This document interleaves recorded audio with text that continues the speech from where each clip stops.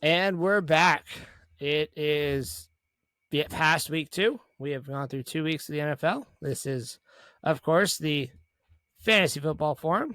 I am joined by my wonderful co host, Grant, all the way out in sunny California.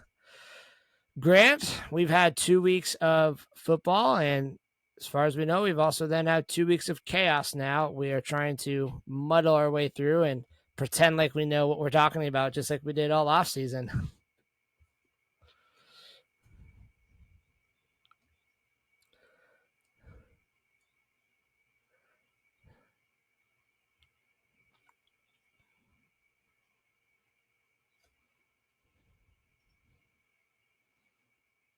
Yeah, lots to talk about. And I mean, we've talked about before, but we certainly don't know what's going to happen. And we're now at the point where people are starting. I think we're a couple weeks away from using data points, but people are starting to throw out certain data and statistics as why players are doing what they're doing or not.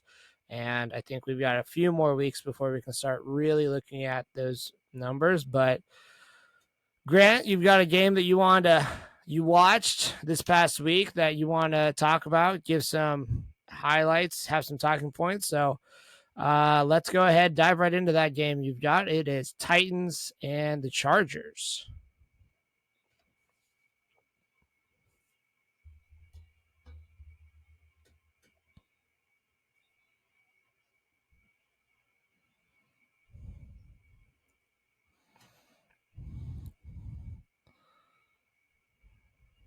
Yep.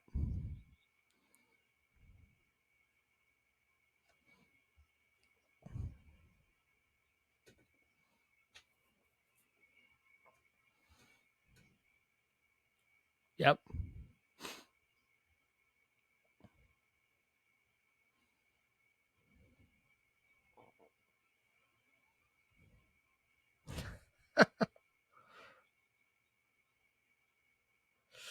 That's that's a crazy stat line.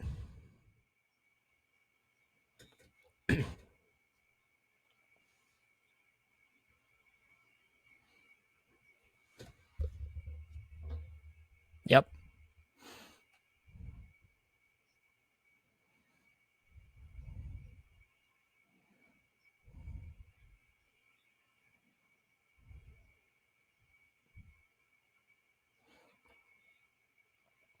Right.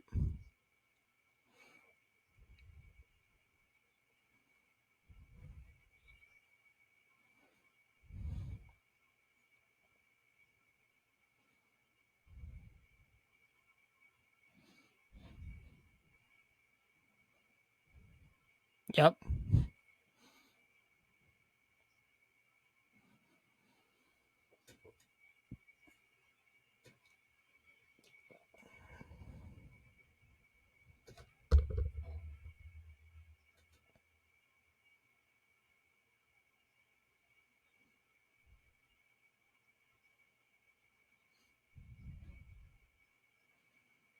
Yep.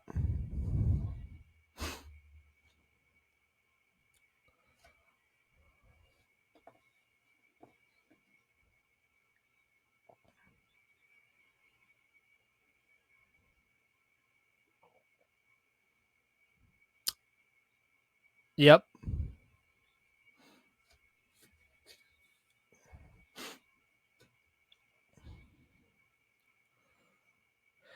Right.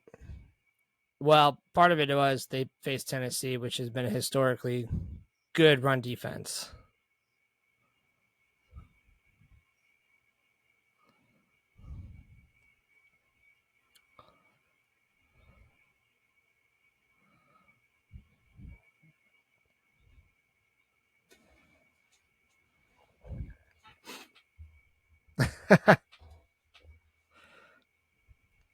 Yep.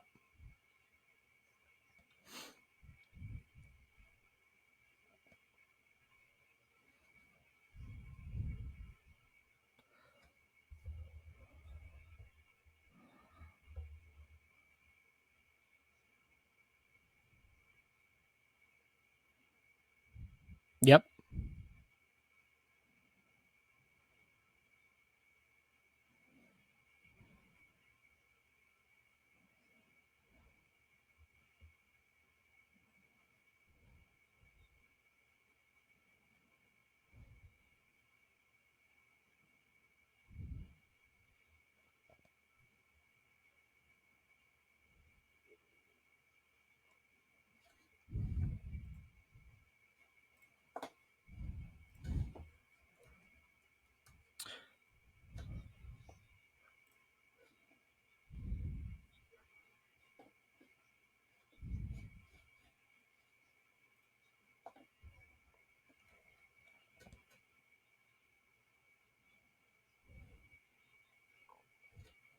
Right.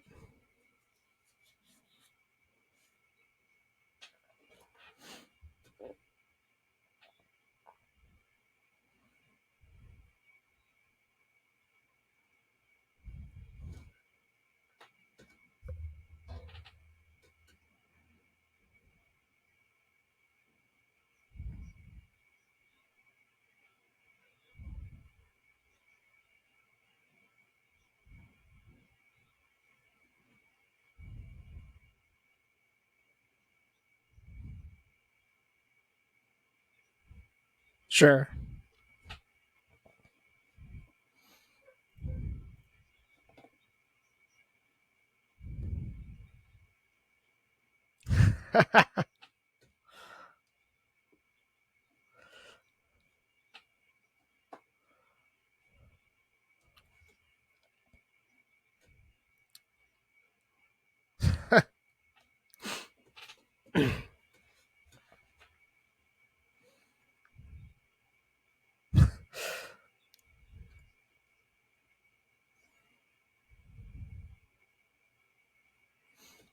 Right.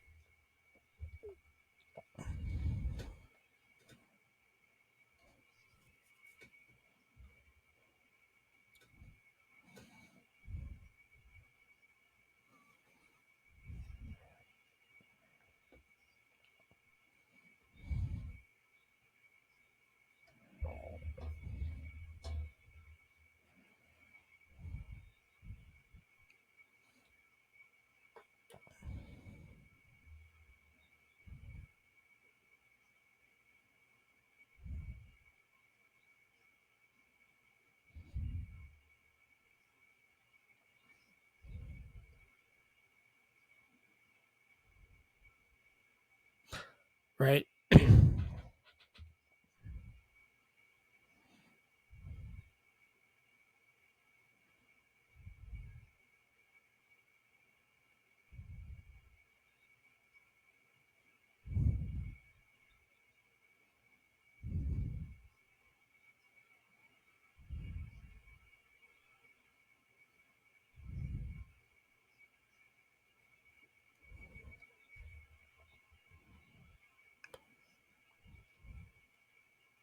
Right. Yep.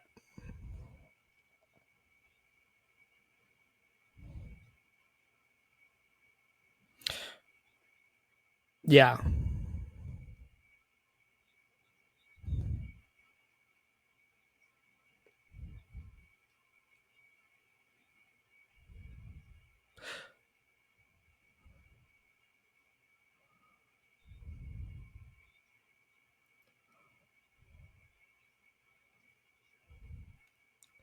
Right.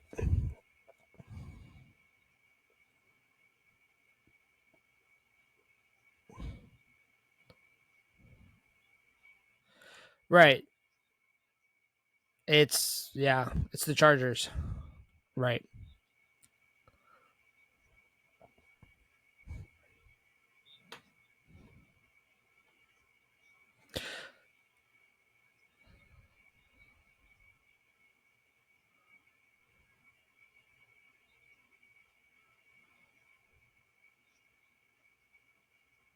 Yep.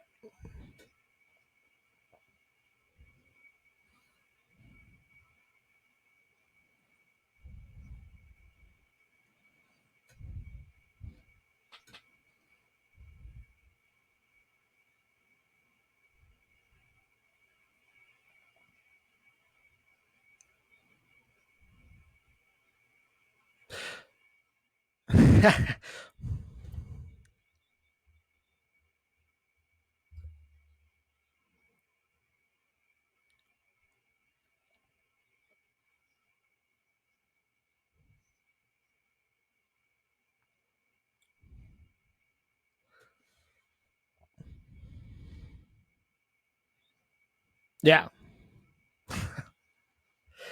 I would say the cloud of fantasy football sometimes overshadows how we look at real football, and we think, oh, the Chargers are a good team, and it is, like you said, fantastic for fantasy. I think to kind of just give high level agreement with some of what you're saying. as far as the wide receivers go, if you have Keenan Allen or Mike Williams, I think I saw a stat where last week against the Titans, 50% of Herbert's throws were to one of those two players. So like you said, if you're looking at a flex or a wide receiver 3 and you've got Mike Williams sitting there, there's your target, because if the Chargers have to score points, more opportunity. Mike Williams is that second behind Keenan Allen. So high volume offense, a lot of opportunity, big ceiling play. Yeah, he could give you the 2 for 20 and no touchdown, but he can also do kind of middle of the road, or he could give you 5 for 120 and 2 touchdowns real fast. Yeah.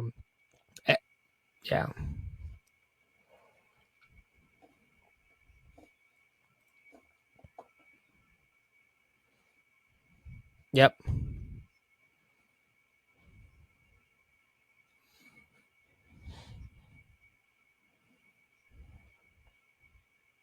Yep.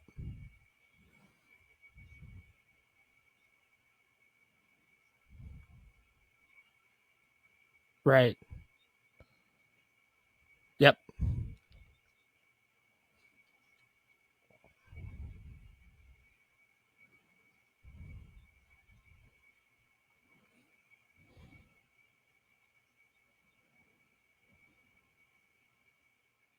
Right. Yeah. No, absolutely. He should be that almost plug and play, but yeah. So yes, I would agree. Target those Chargers players to a play. Because you definitely feel better about playing Justin Herbert than guys like Joe Burrow and others that may have been drafted around him or above. But then yeah, target the players that are playing against him, because that defense is really historically bad so far, and that'll get fun when we get more into like divisional AFC West games. We start seeing these other high-powered offenses, Kansas City and others come in. That it's going to be a fun year fantasy-wise for them. That may not lead to much success real football-wise. Are the Chargers the most desperate 0-2 team so far, or is it a different one in the AFC, do you think? You're right. Yeah.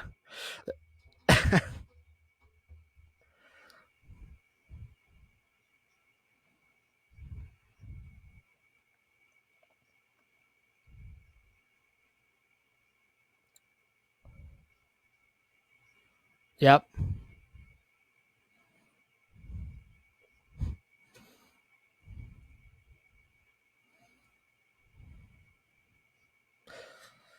Yep. So, I mean, it'll be interesting to see. I think we'll see if they can turn it around. But yeah, definitely fun. So, the game I want to talk about, and not for the reasons that most people are talking about it, but I want to talk about Browns and Steelers. These were two teams that in the offseason we had kind of built up this narrative of what we were hoping these teams might be.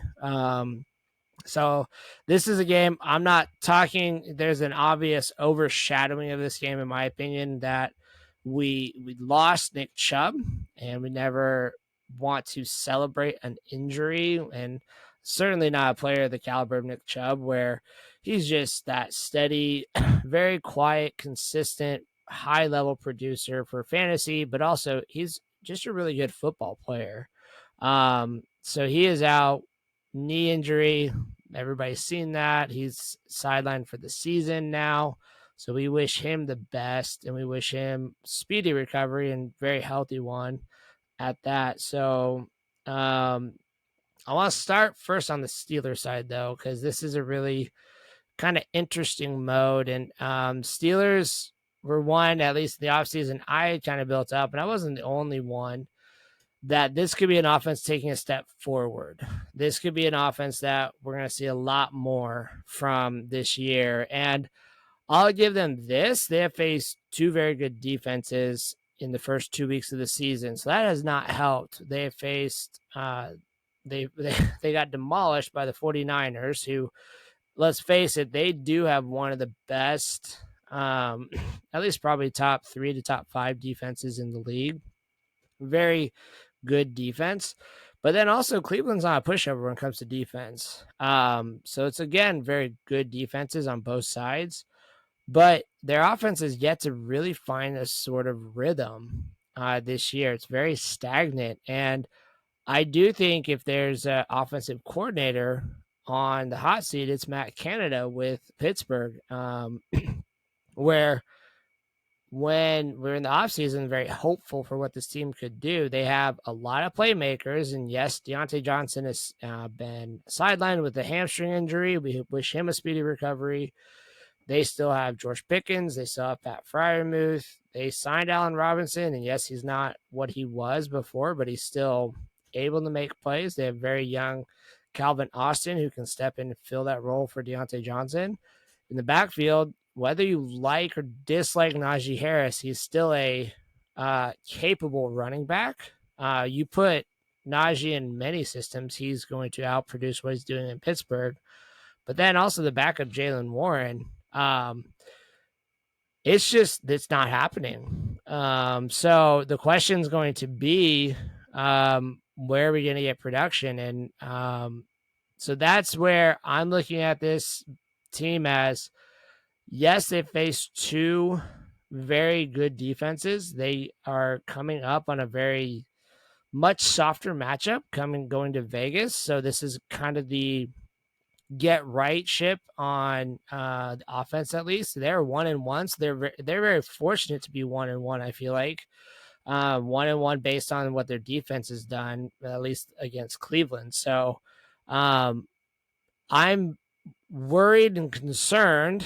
Obviously, if you have Deontay Johnson, you're not necessarily as concerned because you're hoping the targets. One of the reasons he was being drafted was, yes, regression for the positive for touchdowns from last year, because obviously you get more than 0, that's positive regression. But he's consistently a target leader among all wide receivers in football. So that means more opportunity, more potential for targets, because he's simply just getting targets. He's that mini Cooper Kupp, just getting targets.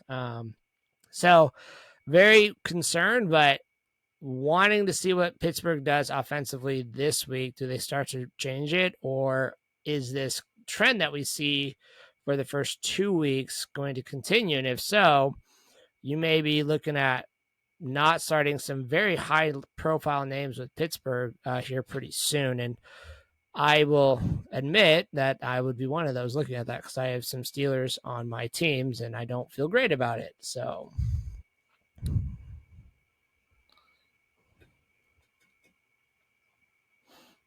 yep.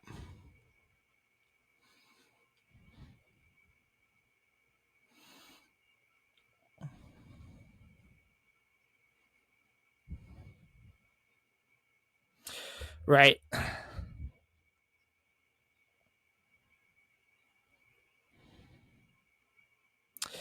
Yeah, and I that's a great question, because I think it's going to be a little dependent on your situation. One, if you've avoided running back scares as far as injury goes, and Najee is able to be at least an RB2 for you, because most drafts he was able to be drafted that way, depending on how you drafted.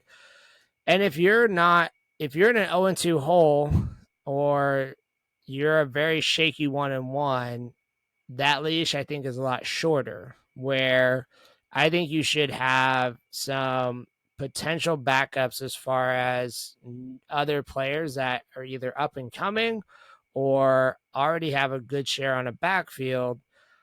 I'm looking, if he doesn't do much as far as, and it doesn't have to be RB1 numbers, but at least produce RB2 numbers this week in a very favorable matchup, I'm then starting to look at he's either flex or bench, and that's it. Very matchup dependent for me, and that's until I see it from the Steelers offense. I am going to keep the leash pretty short. If I'm 2-0, I've got him and not had to deal with, let's say I have Pollard as my 1 and Najee's there as my 2nd. I feel a little more comfortable about, I can be a little more forgiving. And see what happens. But I'm definitely more on the panic side than not with Najee. And the thing I didn't like about the analysis that Najee got from a lot of people in the offseason is they weren't giving the same analysis for other running backs, where other running backs would have a either a handcuff or a backup in the same backfield that has the potential of taking carries away. But yet those players were not dinged quite as hard as Najee was. So eventually Najee became a value, which is where I was okay drafting him, knowing all those red flags. So yeah, but it's definitely concerning now after 2 weeks. So, but yeah,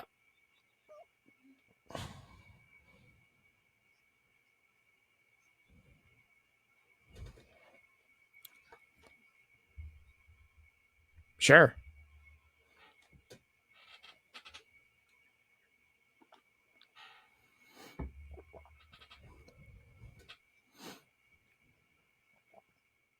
Well, and I mean, last year I think he finished as an RB1 or right outside as an RB1, mainly because of the back half of the season.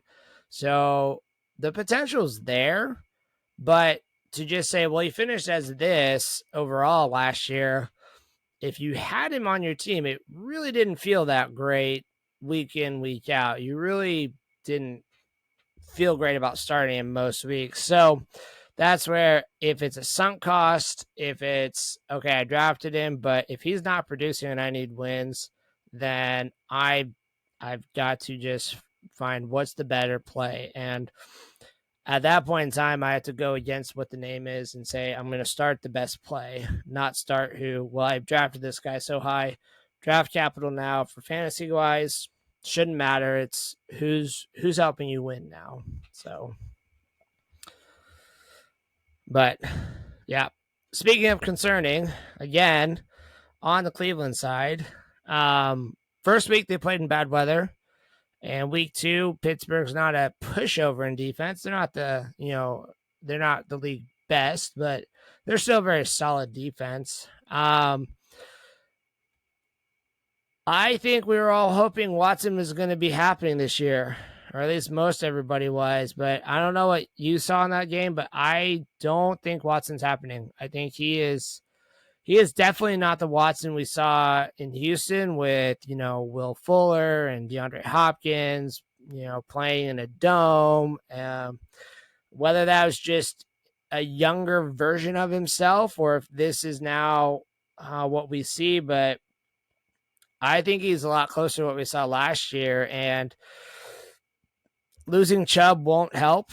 That actually, I think, hurts more than anything because now the major threat of a very good running back, yes, and we'll get to Jerome Ford here later, but he is a good running back, but he is not Nick Chubb. And then I did see today they signed Kareem Hunt, but it's not going to be good.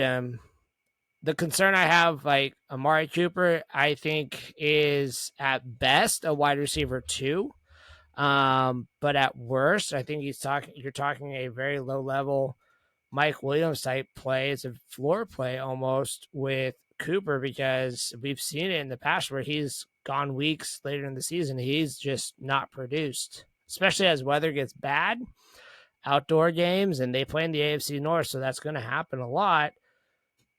I think there's some concerns there in Cleveland where if you have Watson, I think you're hoping maybe somewhere else you can find some better production. So, not the glowing outputs we wanted, but I think it's some pretty hard hitting realizations we got to get fast. Where if you have Watson as your quarterback, if you're 2-0, that's pretty lucky. I would say because you got production elsewhere. Watson is not leading you to fantasy success this year. So, yes, be interesting for Cleveland yet again.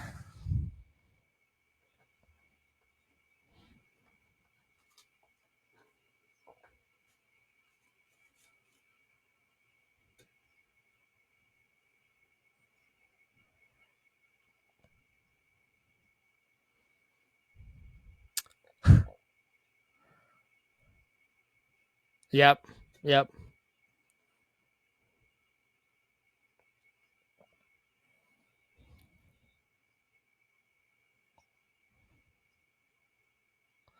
Right.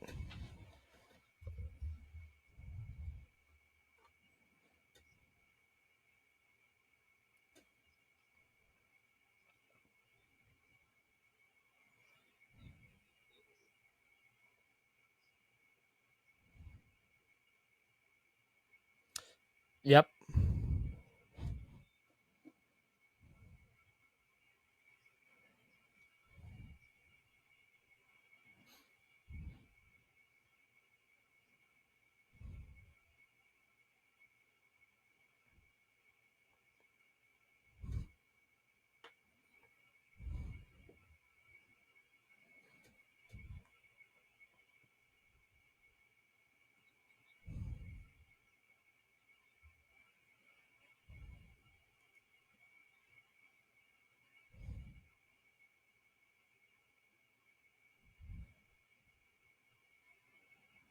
Yeah, I think once I saw with Watson and go with that, not to just pile on here, we'll get to waiver wires, but I think it was points over expected points or something like that. There was some interesting stat where Watson was third from the last in that stat, and the only two quarterbacks he was actually beating were Zach Wilson, who we all know that story, and Kenny Pickett.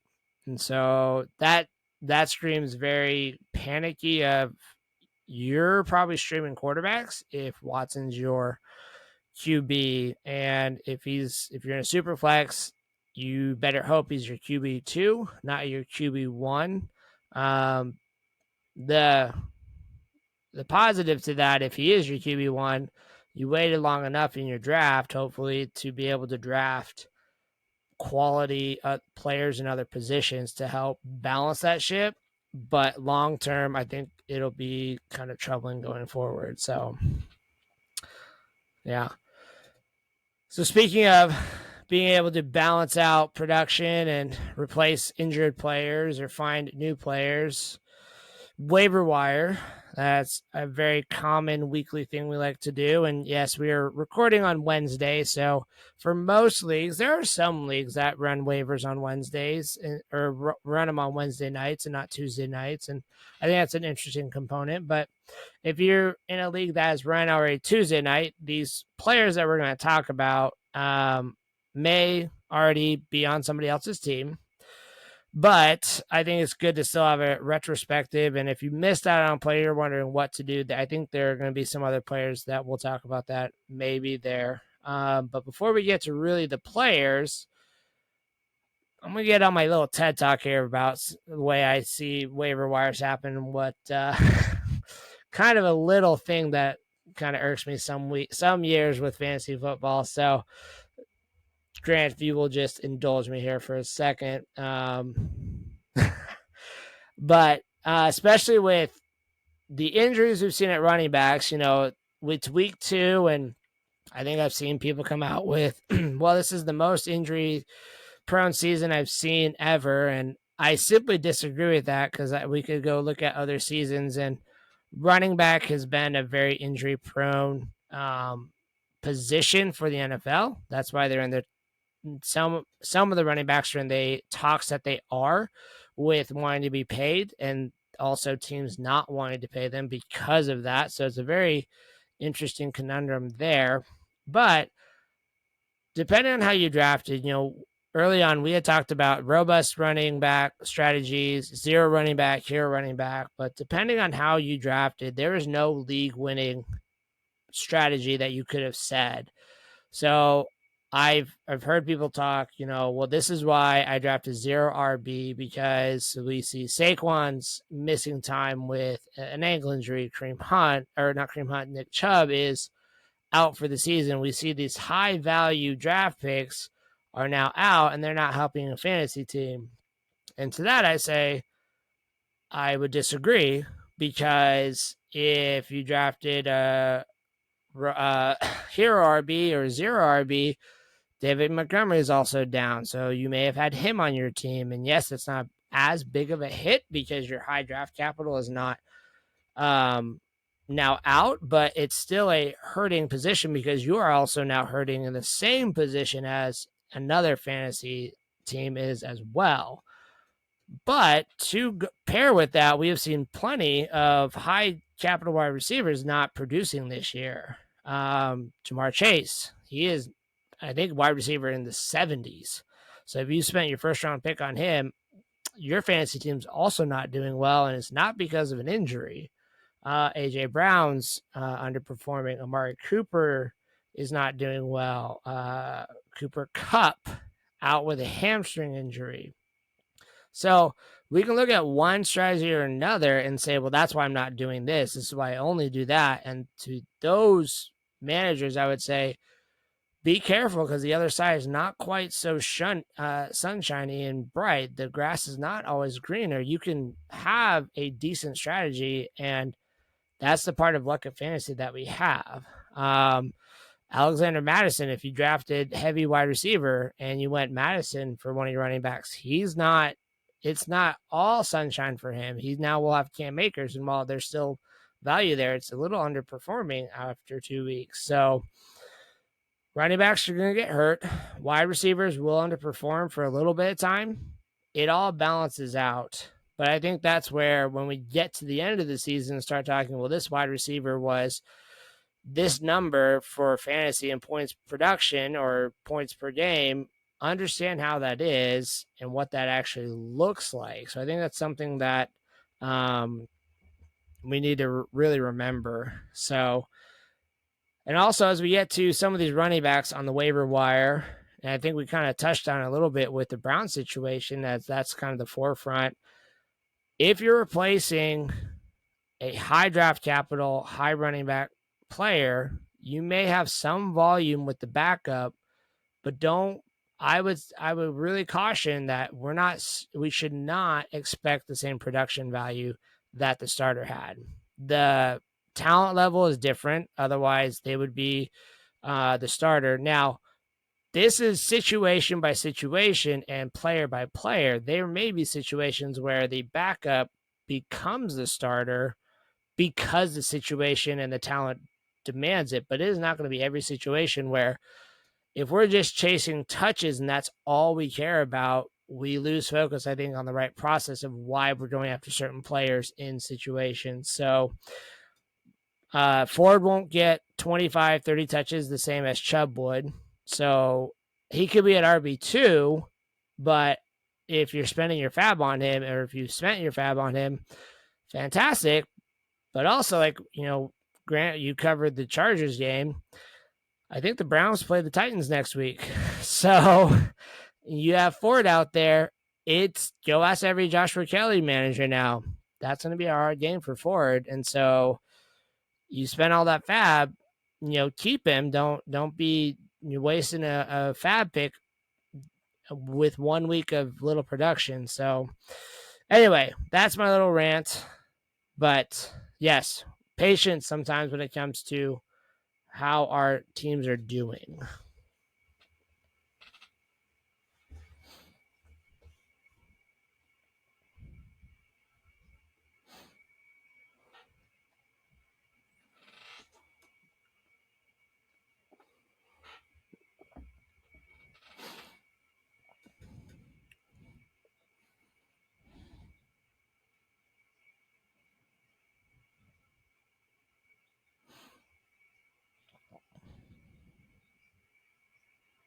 Right.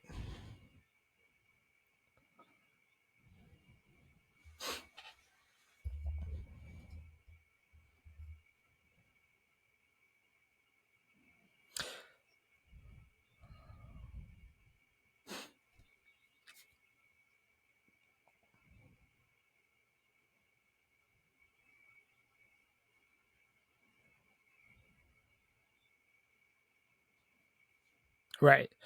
I think that's a fair and accurate point where, yeah, if I'm a defensive coordinator, I'm planning on Chubb, and when it's not, he gets injured, Ford comes in, I'm kind of changing a little bit. And then, we saw it last year, years prior with the Vikings, where Dalvin Cook was the main running back, but there was a game or two where it'd be Alexander Madison, and he would have very fine games for those weeks he was playing, but it still did not it was not to the level, in my opinion, of like Dalvin Cook. It may have been close, but it wasn't to that level.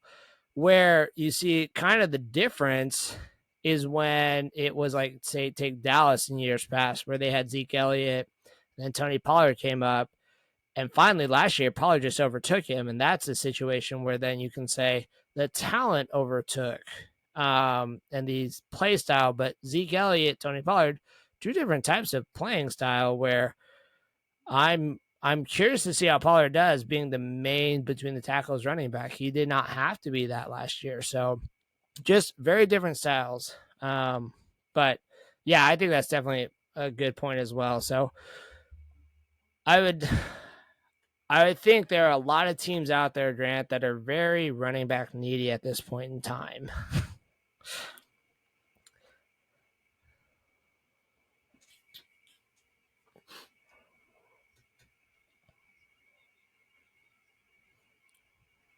Yep.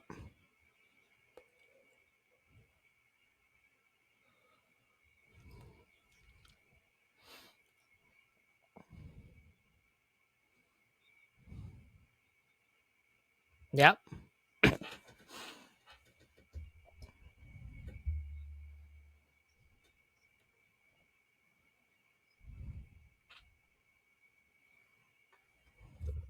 Right. And I actually think that's a good signing for the Vikings because the head coach, and I blank on his name, but he is from the Rams system. So he's running a very similar system. So getting Akers, who's very familiar with that system already, will help. I do agree with you, though. Madison's going to have value. I think this just becomes more of a committee backfield where we're seeing more of a 50-50 share. If anything, what this does is it slows down. I'm trying to remember the RB2, now the RB3. And I've had him on, Ty Chandler. It slows down Ty Chandler coming in and becoming that future back that we would want to then in a few weeks roster. So it kind of slows that down, in my opinion. But if you've held Akers, through the abysmal couple weeks and the Kyron Williams takeover, you're now very happy that you have a running back on a decent team. So we'll see. But for most everybody, waivers have already ran, and Jerome Ford, he's probably already picked up. I think I looked on Sleeper, he's about 85% rostered. So unless you're in the most shallowest of shallow leagues, Ford's already been picked up. So as the Nick Chubb replacement, he's not, in my opinion, he's no more than RB2, but I think he'll be fine. But I would temper expectations with Tennessee this week. Any other? I've got a list of guys we can talk about, but as you look at waivers, anybody in particular that pops out to you?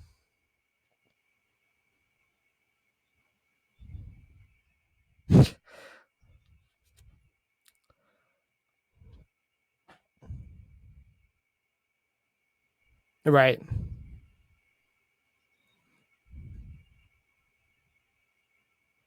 Yeah. Yeah.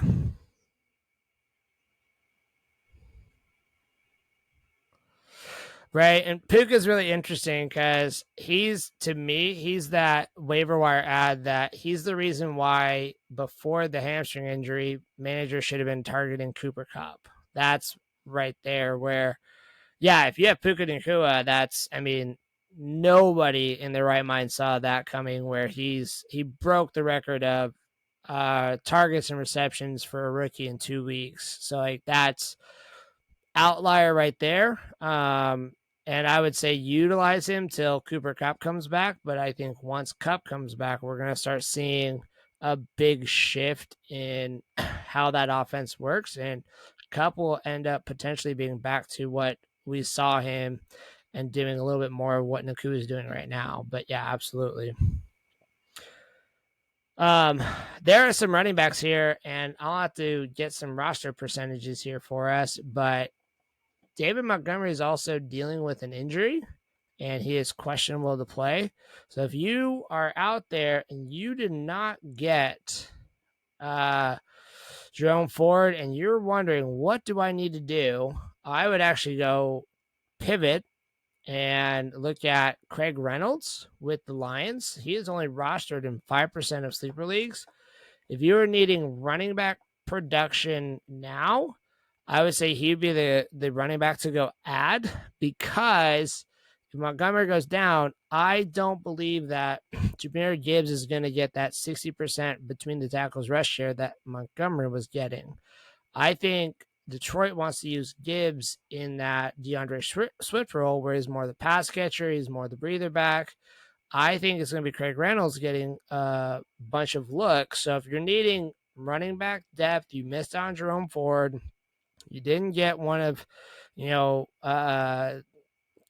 Kyron Williams week 1, you still have options out there. Yeah, it doesn't look pretty, but I think it's very serviceable. So I think that's a deep look. Zach Moss is also very interesting. He saw like 99% of the workload against Houston. And so, especially if Anthony Richardson is out with concussion, which is very well possible, he'll be out at least one game under concussion protocol, then that's a lot better situation for Moss with Gardner Minshew under center. Also in New Orleans, Kendrick Miller was taken off the injury tag. Jamal Williams was put on with injury, and we still don't have. This is the last game without Alvin Kamara. So if you need a 1 week production and you're taking the flyer, Kendrick Miller, I think, is the running back in New Orleans. So there are a few backfields where I think if they're out there in your league and you have depth and you're able to roster and hold, these are some guys I would say roster and hold if they're out there. First one I would say is Tajay Spears. You mentioned Derrick Henry didn't quite look the same level of production, but he still got the carries. Week 1, Tajay Spears out-snapped, out-carried Derrick Henry. I could see a change in guard happening there, where Tajay Spears is taking more of the role that Derrick Henry used to have. A player that's not really as exciting, but he is definitely taking over some of the workload, would be Chuba Hubbard with Carolina. Not really exciting, and as long as Miles Sanders is healthy, he's going to get there. As far as the workload, just follow the contract they gave him. But Chuba Hubbard is also somebody that hold on to. He could overtake that backfield potentially. And two rookies I'm very excited about. And I think one by week 5 or 6 is going to take over the backfield. And the other, if there's an injury, is going to shine. Do you know who I'm talking about? Okay. First one, who I think by week 5 or 6 is going to take over the backfield, is Roschon Johnson with the Bears. I already saw reports that Roschon could take over the majority of snaps sooner than later, and we're only in week 3. I think the Bears, we've got some game previews later, but I think we've already seen the start of the takeover for Roschon from Khalil Herbert. So Roschon, if he's out in your league, you're going to want to get him now, especially if you lost to Saquon, if you lost to Nick Chubb, if you've lost Austin Eckler. You want to get a potential bell cow. He only was not the best running back in this draft class because Bijan was there. He was that good, though, that he went a little under the radar, in my opinion. The other guy, he is only a Raheem Mostert injury away from being able to lead the Miami backfield, and that's Devon Achane. He has the speed. Yes, he's a little small, but we see small running backs do well. But he has the speed that plays well with the Miami system. And when that running game gets going, we saw what they did with Mostert. Achane has even more speed and burst than Mostert. He's going to be an exciting player. So those are two. If you can hold them, potentially will be bell cows as the season goes on. So those would be two I would say hold.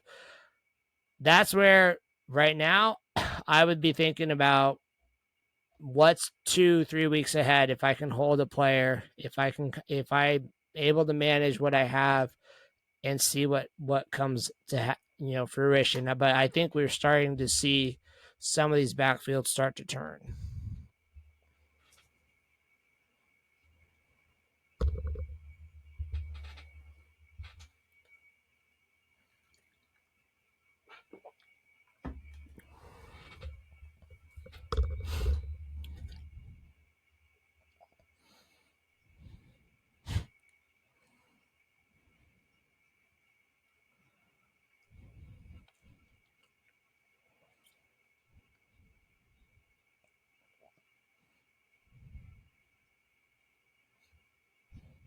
Right. Sure.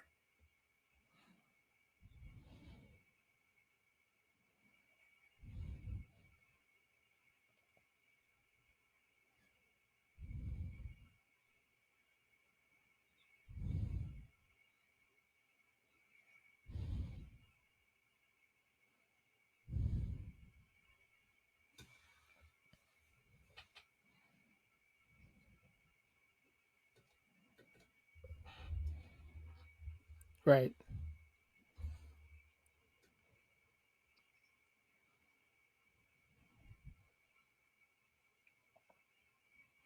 Yeah, and I think like if you want to look beyond just box scores, if you're looking at what's their snap percentage, what's their usage rate, and like we'll take Roshan for example. The big knock was week one he played in garbage time. The Packers had already won, so the snaps and the usage looks really similar, but he didn't have any quality playing time, and that's a fair thing to say. But then week two, it's a lot closer, and it wasn't just during garbage time. So that to me is that indication of watch for this to trend in the other way. Um, so any switch from running backs, because I mean running backs is a fun topic, but switch from running backs real quick before we get to a game preview for week three. Any wide receivers that you think are interesting out, whether on the waiver wire or potential to look at?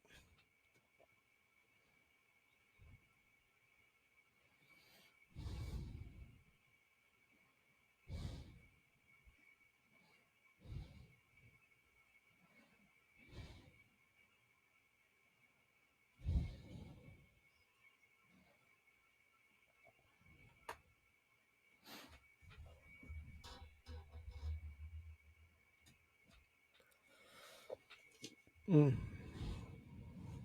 Yep.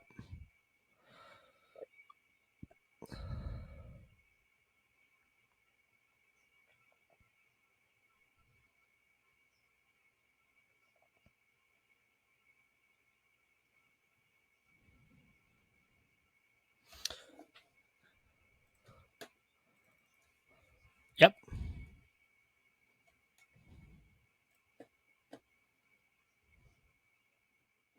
Yeah, but I also think there's a lot that happened this week to where people dropped him. He's only 39% rostered on Sleeper. So um, definitely not out there in every league, but not definitely just deep leagues that he's out there in as well.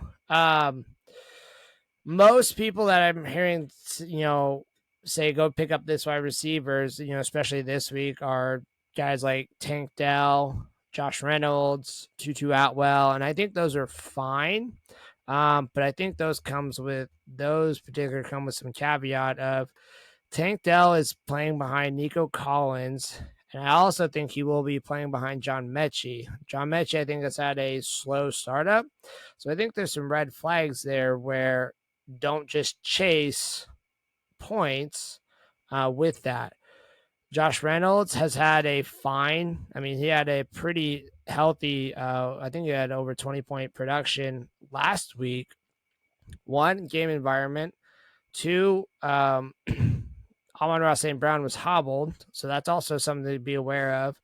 But also remember that Jameson Williams is coming back here in a few games. So Not necessarily long term. So my point would be don't spend too much fab on it.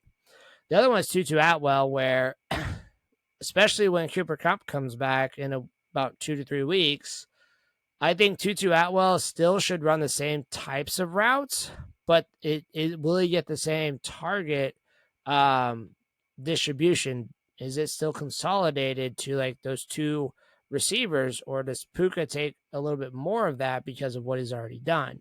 So a little more knocks on those guys as far as yes, they're okay, but I think they're more that don't expect more than a flex play.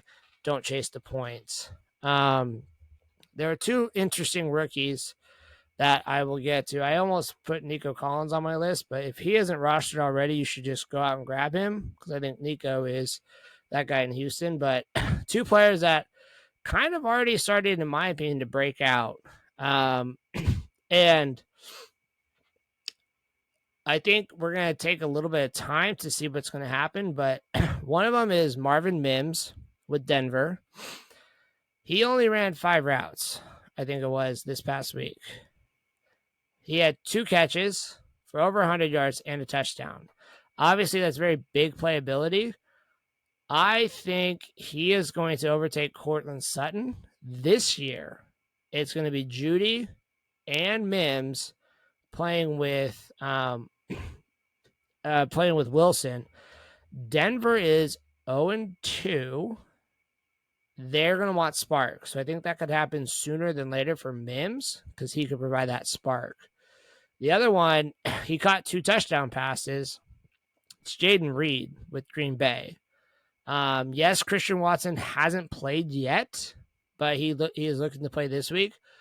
But I think Jaden Reed will overtake Romeo Doubs as the wide receiver 2, and he's going to play that slot role if I'm betting anything. So those are the two potentially down the road wide receivers where if you have some depth, you want to take a chance on another boom player, those would be the ones I'd be looking at least that are on most waivers.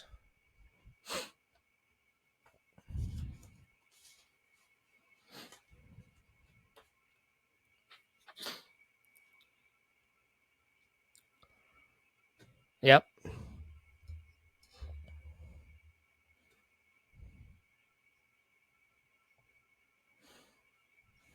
Yep.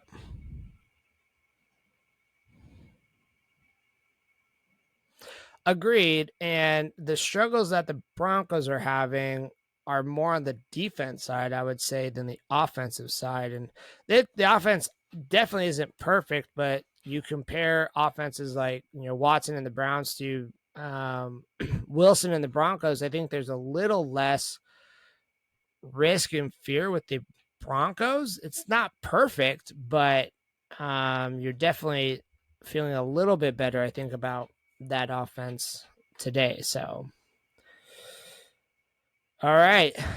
Well, it's a little early in the week, but I still think it's plenty of time we could pick a game we both want to kind of preview for this upcoming week. So, Grant, what's the game you're most excited about fantasy-wise for this upcoming week?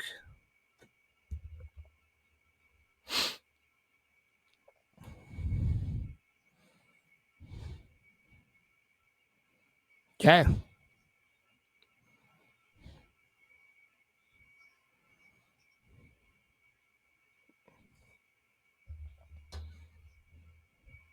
Yep.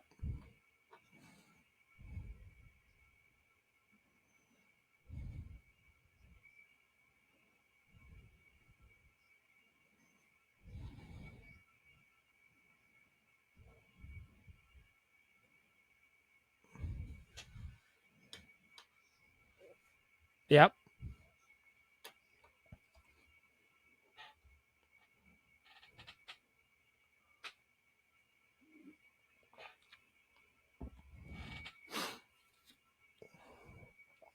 Okay.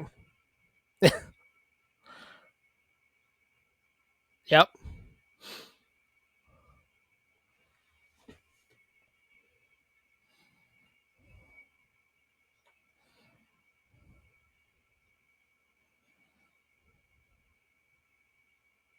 Yeah.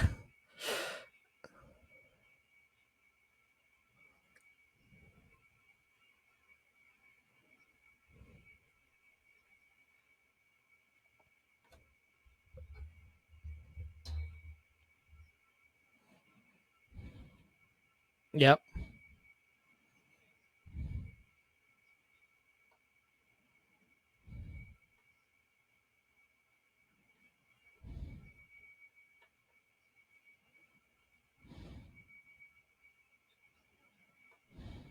Right.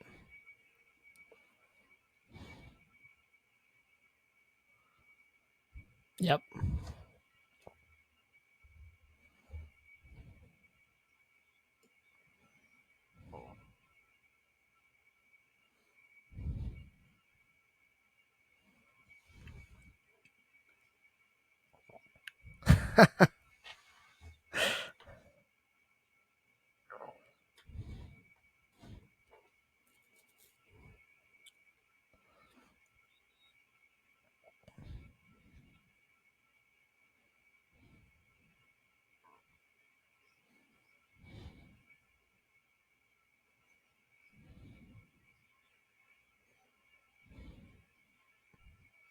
Yep.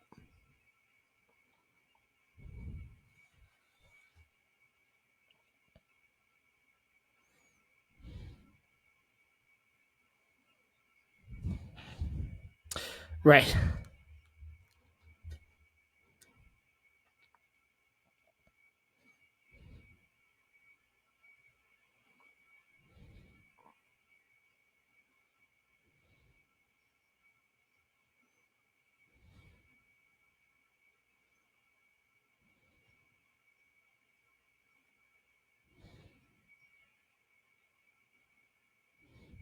Yep.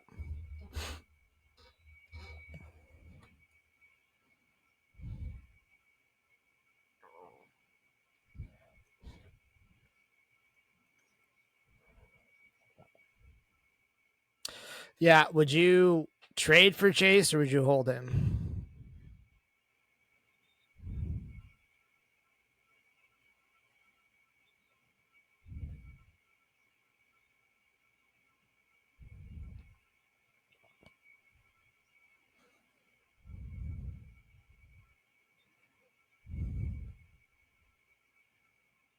Right. Right.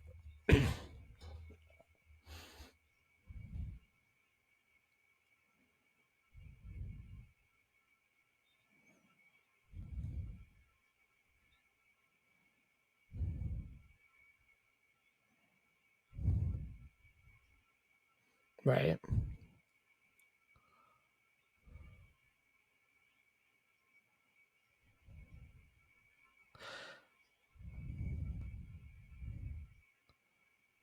Right. And you're selling them that, like you said, name recognition, and this is what he can do. So, yeah, it's definitely disappointing with the Rams. Or I'm in the Bengals, I guess. But yeah, that'll definitely be. I mean, the Rams have come out, and for everybody that was thinking that they're going to be one of the worst teams in the league, they are definitely not playing that way right now. So it'll be interesting. That'll be a good one. More probably of a fantasy friendly game, but a game I'm sure most people will also watch because it has young talent on both sides of the ball.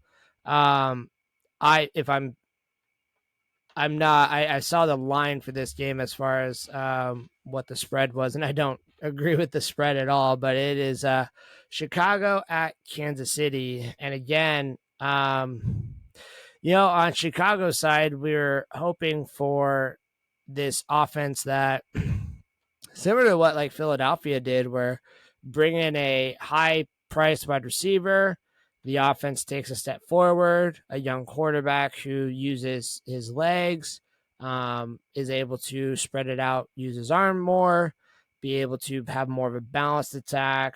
Um, and we haven't seen it production wise. But Justin Fields this year has thrown more in in the last 2 weeks than we saw him throw in games the previous season. So there's a positive there with he is doing more throwing, and he was a very prolific college passer. He was actually one of the best college passers that when he was at Ohio State. We just haven't seen that translate over to the NFL yet. Part of, I think, his issue, Fields' issues, that is he's only had 2 designed runs this year. And for fantasy purposes, that's what you were, hoping to balance out, was to get some of the rushing production for him. If you have Fields, it's definitely on the concerning level, but I would say you're still starting him for that. There's that potential. Now, Kansas City's defense has played stellar the last 2 weeks, or the first 2 weeks of the season. Yes, they lost against the Lions, but they held them to 21 points, or however low that was. And then last week against Jacksonville, and getting Chris Jones back, they held the Jaguars without a touchdown. So there's definite some offensive line concerns. And with the defensive front to Kansas City, that's definitely going to be something to pay attention to. I'm still going to start Fields fantasy wise, because if I drafted him, I'm going to trust that the game environment could be high scoring enough that there's potential there. We kind of spoke on the running back situation where we are starting to see the takeover from Roshan, I believe. I would start Khalil Herbert if I needed a flex, but again, I think it's a very bad game environment. Kansas City has been very stout against the run. So it's going to be a tougher matchup this week for him, but I'm excited to see, paying attention to what's the distribution like with snaps, with rush percentages. How does the pass percentages go for even the running backs? On the pass catching for Chicago, I'm still starting DJ Moore, but at this point, he is almost a flex. I'll still keep him in that wide receiver 2 range because Chicago is trying to throw more, and they did make a pointed effort against Tampa Bay to get DJ Moore more involved. So there is that effort trying to do this, but it's going to be a harder day for Chicago. Now, I don't think they're an almost 2-touchdown underdog. Kansas City has a weird way of not ever covering a spread like that. So I don't think it's that. But I think it's going to be interesting to see if Chicago can kind of right the ship that we all thought they could be this year. Otherwise, it could be a long year. And then at the end of the year, we're talking about, is Fields going to still be the quarterback for Chicago? So on Kansas City's side, again, I would stream Kansas City's defense. If you play in a league where you play defenses, Kansas City would probably be my top streaming defense this week, just because they have really good opportunity to get sacks. They can rush Fields out, potentially get some picks. Their defense could play very well. That could limit the offense, but I think the running backs are where they're going to shine this week against Chicago. Chicago has been very poor against running back play this year so far with 2 weeks. Aaron Jones had a monster week 1. Rashad White had a top 10 production last week against them. So I think Isaiah Pacheco is in line for a very good game this week. And if you're taking a flyer on a running back, I would say it's Clyde Edwards-Helaire. We all know what Clyde Edwards-Helaire has done, but he's more involved, in my opinion, than McKinnon, and I think he could have that flex appeal if you need somebody in a pinch. So I would say CEH is that potential for a just flyer this week. If you have Mahomes, there's no question you're starting Mahomes. We don't need to dive into what Mahomes is. We already know that. The trend that I've seen in 2 weeks with Kansas City's side is they have spread the ball out. They have had 11 different pass catchers catch a ball in 2 straight weeks. That is good for real football. And that is a real football stat that we should look at and say, this is a very balanced team. They don't have just one particular guy. They don't have that Tyreek Hill anymore. They're spreading it around. Even with Kelsey back last week, not at full health, they were able to spread it around. Kelsey is obviously a start. He might still be on a pitch count, but we saw the production even on a pitch count last week. So I think it's a different game. It's a little bit easier, I think, than facing Jacksonville. If I'm picking a wide receiver, which I don't really want to, and it's an interesting thing to say on a offense that's supposed to be very great and score a lot of points, I don't want to pick a wide receiver from that offense because I don't know who it's going to be. We can't predict that. If I was going to say one, I'd still lean with Sky Moore, knowing that he's only getting 3 to 4 targets a game. In week 1, it was a dud. Week 2, he had a touchdown. He had over 70 yards on 3 receptions. But he is getting the routes. He is getting the opportunity. That's why I would still stick with Sky Moore, knowing that that floor is there. Yes, it's scary, but it's a good matchup still. So, but yes, not to dive too much on the Chiefs. We all know what Kansas City is at this point. But that's kind of, those are the things I'm looking at when I look at that game.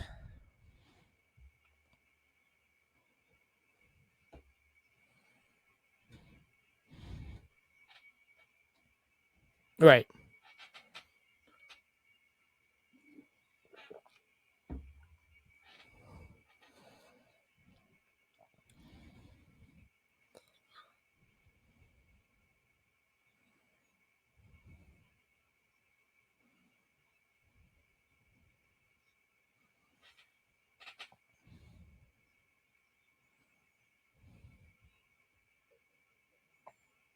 Yep.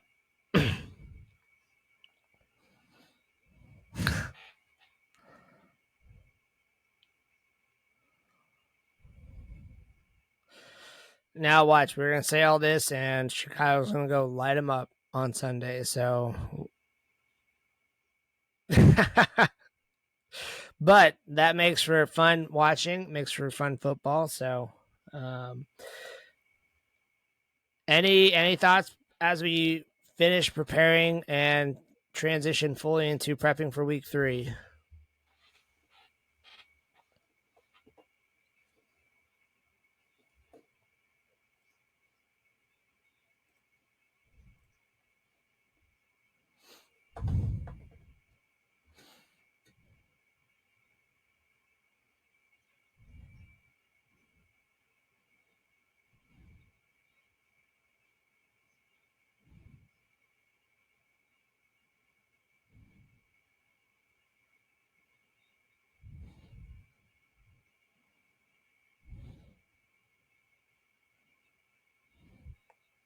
Yep.